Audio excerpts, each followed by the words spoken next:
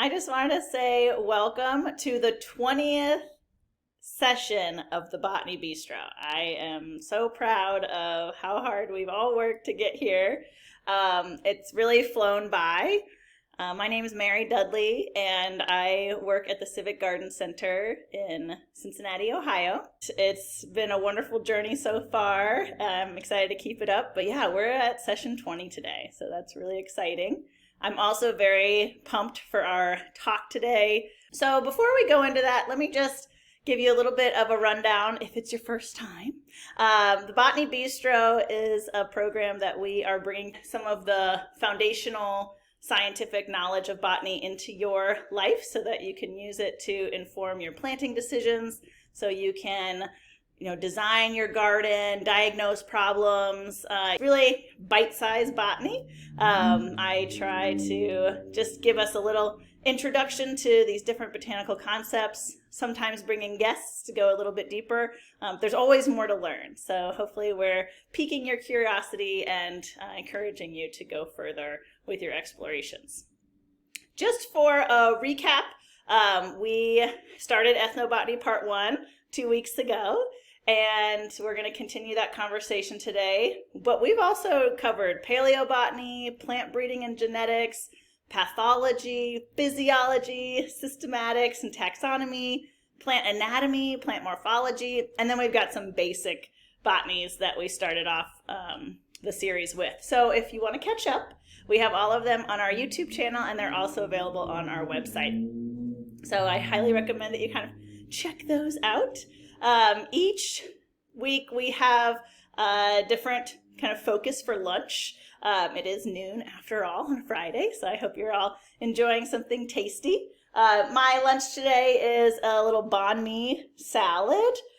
We've been getting a lot of banh mi sandwiches from this wonderful little restaurant called Pho Viet in my neighborhood, and so we decided to try our hand at it. And especially this time of year, it's just so nice to have those fresh vegetables, that cilantro. We've got cucumbers. We had some things that we fermented for not a very long time, but just to kind of bring out those properties. And I'm finding that a lot of people are getting sick this time of year. And so before we enter into their big spring season, wanting to make sure that we're all healthy, I think it's really, really important for us to take a step back and just remind ourselves to take it easy, rest when we can, and think about how we can put things into our body that are nourishing, fulfilling, and medicinal as well, that are going to give us the protection that we need. I have an advanced degree in botany from Miami University, and our guest is actually an alum as well of Miami University in Oxford, Ohio. But I just want to give you a look ahead for our future sessions. We're going to be discussing agronomy in March, so please plan to join us for that. There's always a little bit of homework. Maybe some of you did some of your homework last time. We were talking about our favorite teas and our infusions, our favorite infusions. So if you have a favorite tea or infusion that you like to use, please share that with us on social media and tag us at Civic Garden Center. All right, so we're going to get right into this. We're going to introduce our speaker, and then Abby is going to give us a presentation. There will be opportunities for you to ask questions. And so at the end, I'll open up the chat and your microphones and your videos so that you can all join the conversation. So if you have anything that you want to ask, just jot that down and we'll get to you at the end. All right, so without further ado, I would like to introduce my friend Abby Artemisia. She's a botanist, herbalist, forager, educator, author, and founder of the Wander School. Wander stands for Wild Artemisia, Nature, Discovery, Empowerment, and Reconnection. She currently lives in Appalachian, North Carolina, on the edge of the National Forest. She learned about plants playing in the Midwestern woods of Ohio, working on organic farms, doing an herbal apprenticeship, and earning a bachelor's degree in botany from Miami University. She also ran her own tea business and is forming connections with various native tribes, especially the Cherokee. So I'm excited to learn more about that from her today. For the past 2 decades, she's taught about plant identification, ethical foraging, and working with plants as food and herbs throughout the country. Her mission is offering nature and herbal education to create healing through connection with the natural world and with each other. Abby is the author of the Wild Foraged Life cookbook and the Herbal Handbook for Homesteaders, which is the book that I had on last time. She offers Wildcrafted Herb School in Western North Carolina and the Botany Breakdown virtual course, and hosts the podcast Wander, Forage, and Wildcraft. In 2015, she founded the Wander School, which became a nonprofit to practice right relationship and offer reparations through providing herbal remedies and botanical education to underserved communities. You can find out more at her website. She also has a channel on YouTube and some social media channels as well. So I'm going to be very excited to introduce you to my good friend, Abby. I'm so happy to be here. I am originally from Ohio, spent 28 years of my life there. So, and I love the Civic Garden Center. So it's so exciting to be a part of this. And of course, I love Mary as well. And being two Miami grads in botany, it's super duper special. So Mary asked me to talk about ethnobotany, and I keep coming up with more things to say. So I'm happy to discuss or just talk, because I could talk all day. We love it. We'll hear all of it. Great. Okay. Awesome. Well, first off, I want to do a land acknowledgement, which Mary talked about last time, and just say that I'm here in what has been named Western North Carolina, Asheville, and this is the original land of the Cherokee, the Catawba, the Yuchi, probably other tribal peoples as well, like the Creek. And we are I feel so super lucky to be here, because we're an hour from Cherokee, North Carolina. And so I have gotten to form relationships with several Cherokee people and was adopted by a Cherokee granny. And if you want to find out more, you can check the podcast that Mary mentioned, Wander, Forage, and Wildcraft. And I have interviews with two of my Cherokee friends and family members. So I think ethnobotany is super important. For those of you who don't remember, ethnobotany is basically the relationship of humans and plants throughout history, and how plants have come into our culture and how we have interacted with plants. And I think that we can't teach about ethnobotany without teaching about ethics.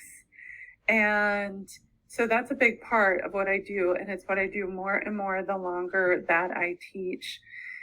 When I was at Miami, I did a project with the local Shawnee there, and it was really super special to see the plants in person, to talk to them about the plants and their history with the plants. This is Zane Shawnee Caverns in Southwind Park. So that's where I studied with the chief at the time, and Chief Hawk Pope, who unfortunately has passed several years ago. But I haven't talked to them in a few months. So you can usually go out and visit there, but it does say down here that the hours of operation are under review. So it does have their contact information, though, if you want to get in touch with them. But it's really quite fabulous, because they do have caves out there, and you can walk through the caves. The lands out there are pretty fabulous as far as the biodiversity, and they also have a gift shop where you can see the crafts that the people there have made. So pretty fabulous. They also have powwows and other events. So I have been involved with several tribal communities over the years, and it has taught me to look at plants in a completely different way. So as Mary and I said, I do have an undergraduate degree in botany from Miami University. And I will say that when I was in school there were about 40 students who were in the botany major as compared to about 800 zoology students. So there's a big gap there. We really, really need people to study botany and teach botany. It's so super important. And it seems super nuts to me that the botany programs are dwindling all over the world right now when we need it the most. So please study botany, teach other people. And I will also say that when I studied botany at Miami, my favorite class was with my favorite professor, who's Dick Munson, who has recently retired. But my favorite class was field botany. And Miami was actually the 5th university that I had been to because I couldn't find a program that I liked. And field botany, when I came to that class, I knew that it was where I was supposed to be. I loved actually being out in the field. Even though there were about 40 botany major students, many of them were studying to be in a lab and do things like that. And so even out of those 40s, probably only, unfortunately, a few of us could actually walk outside the building and tell you what the plants were that were growing there. So botanical ID is super duper important. And what I teach a lot of is foraging. So harvesting wild edible plants and wild herbs. I'm a botanist and an herbalist and a forager. And I think those things are super duper important. I think there is, we live in this world where a lot of people don't have access to fresh food. And through the nonprofit work I do, I also work with the unhoused population here in Asheville. And it's really sad when there is literally food growing off the trees that people can eat, but they don't know how to identify it or harvest it or process it. So that's some of the work that we're doing. And also, the herbal industry is ginormous. It's billions of dollars a year of income. And most people buy their herbs from a store or, I know a lot around here of Chinese practitioners, which is great, but they're ordering their herbs from China. And we have related herbs that grow right here. I'm really lucky because I'm in Appalachia. Y'all are kind of like on the edge of Appalachia.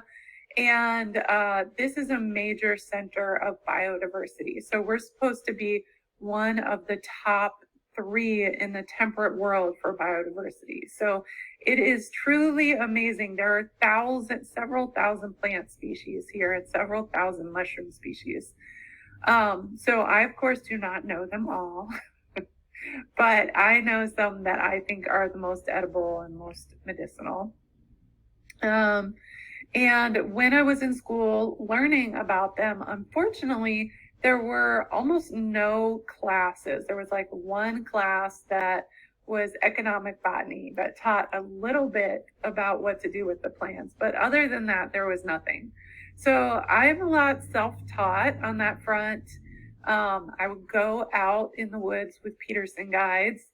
And I also apprenticed with an herbalist, Leslie Williams, who was in Ohio at the time and is no longer either. But yeah, I think it's the way that people used to learn this knowledge was to have a mentor. And unfortunately, there are very few of those around. So if you can find a mentor, that is an awesome way to go. And that is why I teach herb school and why I teach plant walks and things. And I know that there are some teachers in that area who do teach those things. And I know that Mary knows quite a lot about how to identify the local plants and what to do with them. So that's super great. I want to talk a lot about right relationship. This is super important to me. And some of you are probably like, what the heck does that mean? And so this is a very important Indigenous concept that you can find in various places around the world. And what it basically means is that we are in relationship with everything around us, whether we realize it or not. We have an effect on what is around us, what is growing and alive around us. And all of those things have an effect on us as well. And we also, in turn, have a responsibility to the life all around us. So this is an example of what I'm talking about with right relationship. And so one of my Cherokee friends, Tyson Sampson, told me about this. And so this is one of my favorite wild plants, wild edibles and wild herbs. It is called bee balm. And it is in the genus Monarda. And Monarda didyma is this species.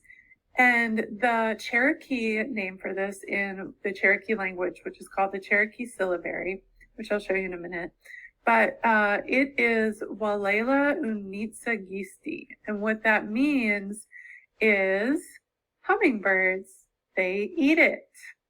So can you imagine if in English our plants had names like this? In Latin, sometimes it's slightly similar, where the Latin name may describe part of the plant, but not usually the relationship of the plant with other beings. So we can see this hummingbird, and we can see these tubular flower petals, and they are specifically made for hummingbirds to pollinate them. Pretty amazing. And so when you say that name, Walela unitsagisti, then you know, like, oh yeah, I know which plant this is because I can tell that it's made for the hummingbird. And this plant is also a wild spice. Some people call it wild oregano. It is super antimicrobial, so that means that it is antibacterial, antiviral, antifungal, super duper amazing. And so that's just one example that I wanted to share with you today of right relationship. This is an article by the McClung Museum of Natural History and Culture, which I'm actually, does it tell us where that is? Oh, it's in Knoxville, so that makes sense.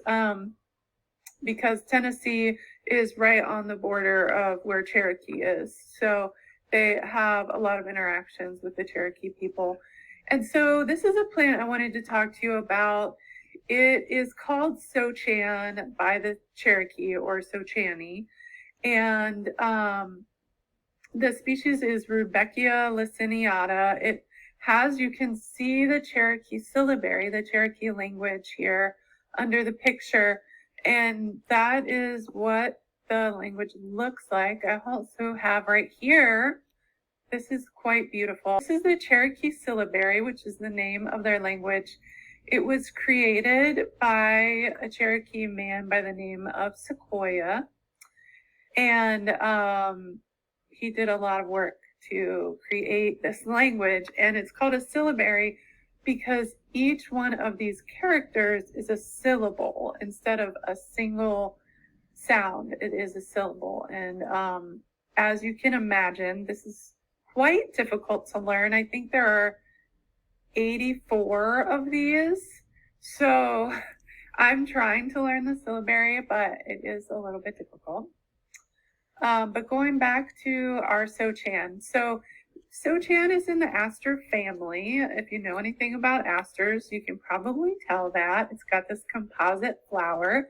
Sometimes it's called green-headed coneflower because the center can look greenish, not so much in that picture, but it can. It's also called cutleaf coneflower because these leaves have these deep cuts in them. So these leaves are the parts that are most eaten by the Cherokee. They are one of the most beloved greens by the Cherokee people, and they will eat them or process them somewhat like poke weed, if you're familiar with poke. And they will usually boil the greens several times, changing the water in between, boil them for quite a long time, like sometimes hours. And then they'll cook them up in some kind of fat or grease. So sometimes it could be bear fat around here because we have bears and we have bear hunters. And then they'll eat the greens. They're somewhat of an acquired taste, I will say. They're definitely like astringent and bitter. And in herbalism, we know that bitters are super important to our body. They give us liver support. So, like, it's so amazing the way that it works. You know, before we had grocery stores, you would only eat the plants that were around you and the animals that were around you. And so I don't know if this is happening there yet, but here we actually have little greens starting to pop up. And so I've been seeing dandelion greens starting to pop up, and those are a bitter green. And so after we've been sedentary over the winter, and like before grocery stores, you weren't able to get much fresh food. So you would only be eating what you had preserved, like fermented foods, like Mary was talking about, or canned foods, not in actual cans, but like things you canned on your stove that you harvested and grew. And my Cherokee friends do a lot of growing and a lot of canning of foods that they cultivate and wild foods. So after a whole winter of that, it would be good to have some liver support and move the old funkiness out of your body with those bitter greens. And so there, I wish I knew how to say this in the syllabary, but there is a sentence or question that Cherokee people ask each other when they first see each other in the springtime. And it translates to, have you eaten any sochan yet? So you can tell what kind of relationship the people have with the plants. It's so interwoven. So this is a great example of the Cherokee relationship with plants. And one thing that Tyson taught me is that you harvest each leaf separately. So you don't go in and just take your pruners and harvest, you know, a whole bundle of them at a time. I can see Mary's face, and it's like, yeah, that was my reaction too. Like, wow, think of how long it would take you to harvest this if you just harvested one leaf at a time. And Tyson told me the reason why that is because it connects you more with the plant. It gives you more gratitude if you're harvesting each leaf separately. So yeah, it is quite amazing. This plant loves to grow near water, so that's where you'll find it. And I want to talk, it sort of goes along with ethics, but some of the problems that we have in modern day society. And unfortunately, the Cherokee people have been kept from their native plants. So the Cherokee people, until very recently, were actually not even allowed to harvest sochan out of Smoky Mountain National Park, which to me is just totally insane, because that is their original land. That is their traditional land, the land they have harvested off of for eternity. And so there was a law that was passed that Cherokee people are allowed to harvest out of Smoky Mountain National Park, but only, I think it says down here, it may have been changed and expanded, but 36 tribal members, 36 out of a tribe. There are about, I think, 10,000 Cherokee people in Cherokee. So imagine that. And I think they can take like 6 people with them, but it says that they have to have training on how to harvest it ethically. That to me is just so disrespectful and denigrating to those people. And they only get like, you know, this size bag, and they can fill that bag so many times a year. So it's very sad to me. My Cherokee granny, Amy Walker, she was actually sighted with her son, and she's she was like 80 years old at the time and had her 60-something-year-old son with her, and they were harvesting ramps, which you have to have a permit to harvest in certain places. Like we're right next to the National Forest here in Western North Carolina, next to Pisgah National Forest, and the Blue Ridge Parkway is a national park. So there's lots of different rules and regulations, which depending on what ranger you find on what day, they may or may not know what those are. So the Native people have unfortunately been harassed. And so they were threatened to be held up at gunpoint for harvesting their native food, and they had to give back what they had harvested, and they were cited $200 for harvesting that. So I just want to let y'all know that that is what is going on and what happens, and the power that you have to stand up to teach others. And, we can fight for the Native peoples in various ways. So, yeah, this is super important to the Native people. Actually, I also learned that these flowers and the roots can be substituted for echinacea. So echinacea is often a threatened plant in the wild. We can, however, grow it. We can also grow sochan, and we can harvest sochan instead of echinacea for its antiviral properties. Among other things, it's great for spider bites as well. Lots of wonderful properties for colds and coughs and viruses of all kinds. So that is a great one as well. Also, speaking of right relationship, the Native people have, well, and I will say the Indigenous people will often say this too, we are all Indigenous to somewhere. So I would encourage you, if you have the privilege of knowing where your people are from, to research where they are from and what the plants are that we're growing in those places, because those plants are still in our DNA.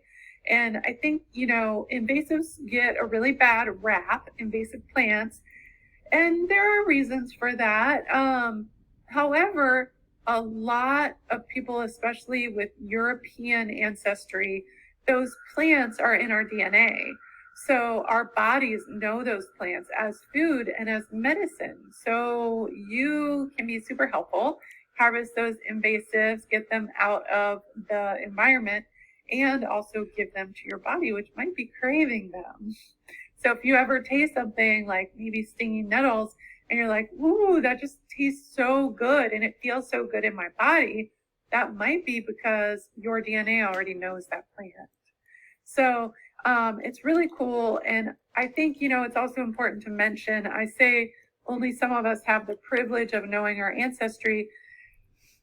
A lot of the herbal knowledge that we have in the United States is as a result of it being stolen from indigenous people and enslaved people, or the descendants of enslaved people. So do be aware.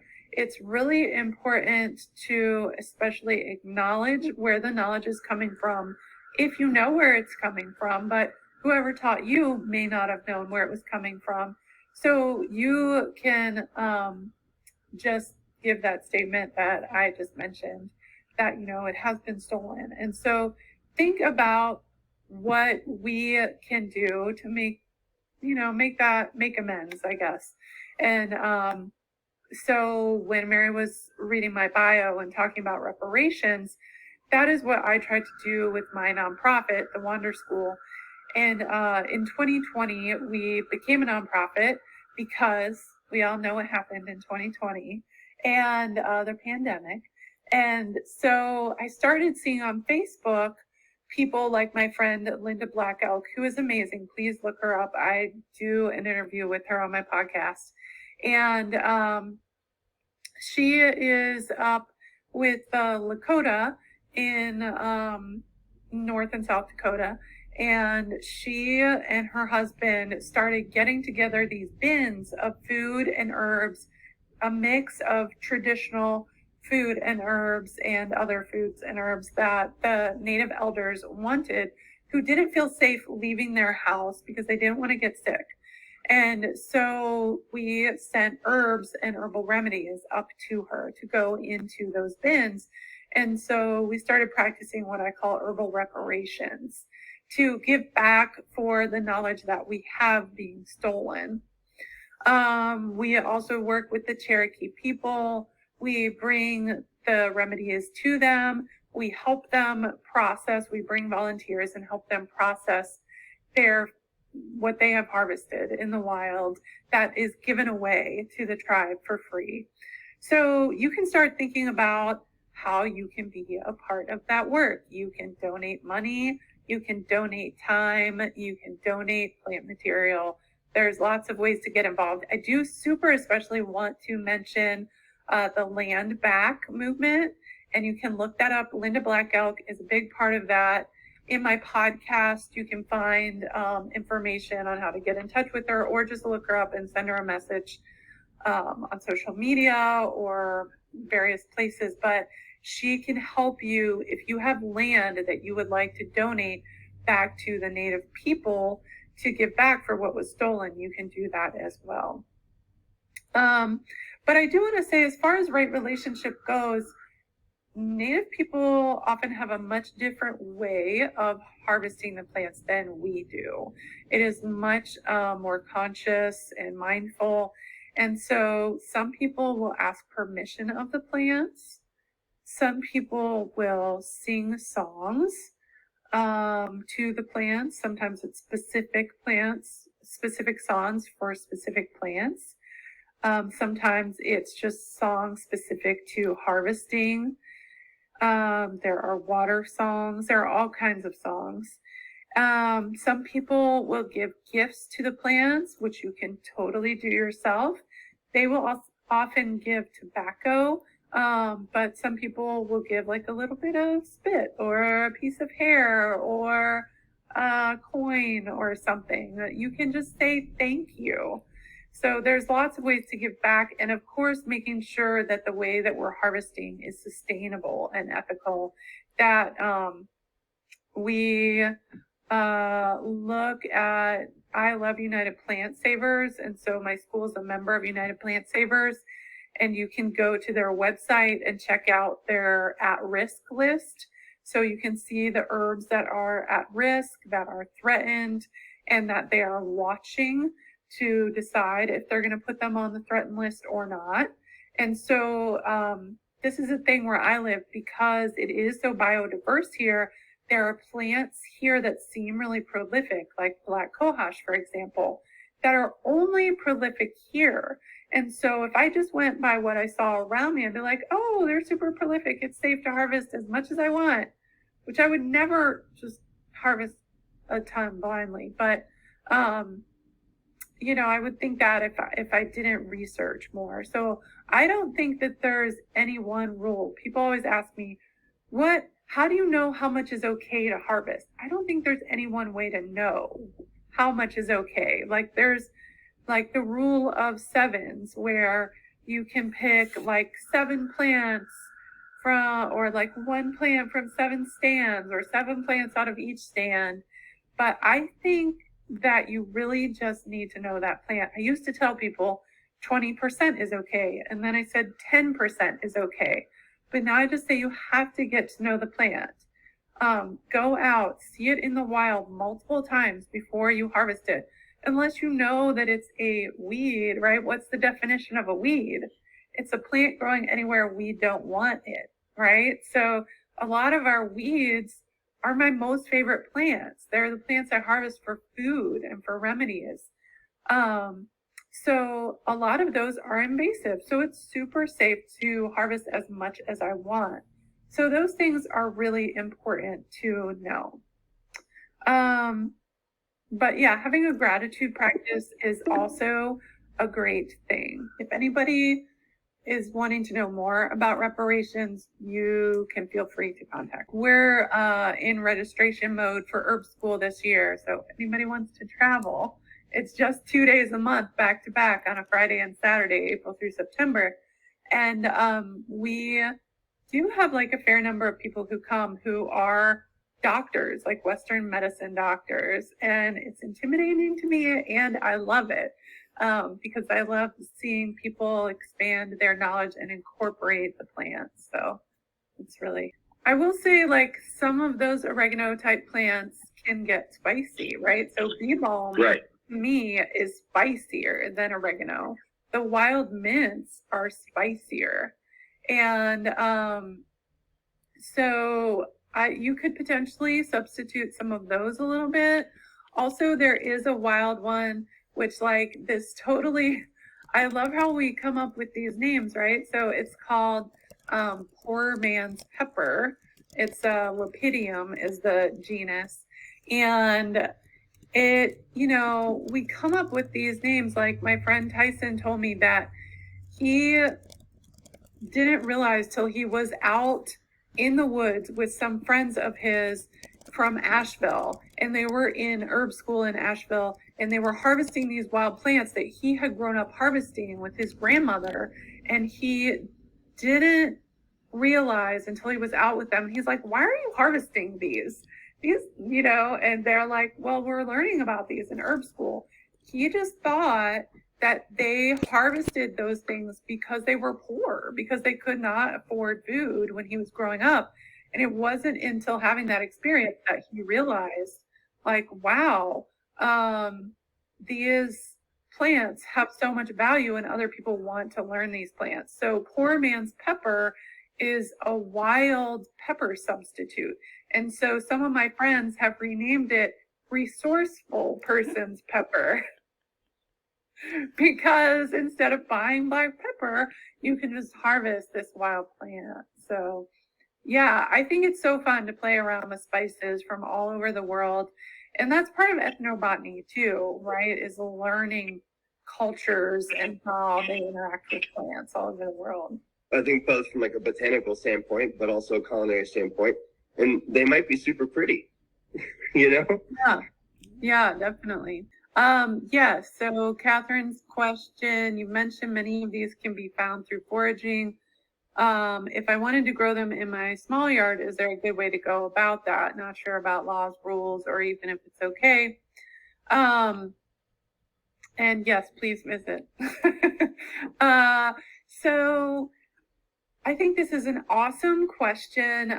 When I was at Miami, I got so lucky that I was in a plant propagation class, and we grew spice bush, which I always recommend to people is a great one to plant and replace invasives like honeysuckle with.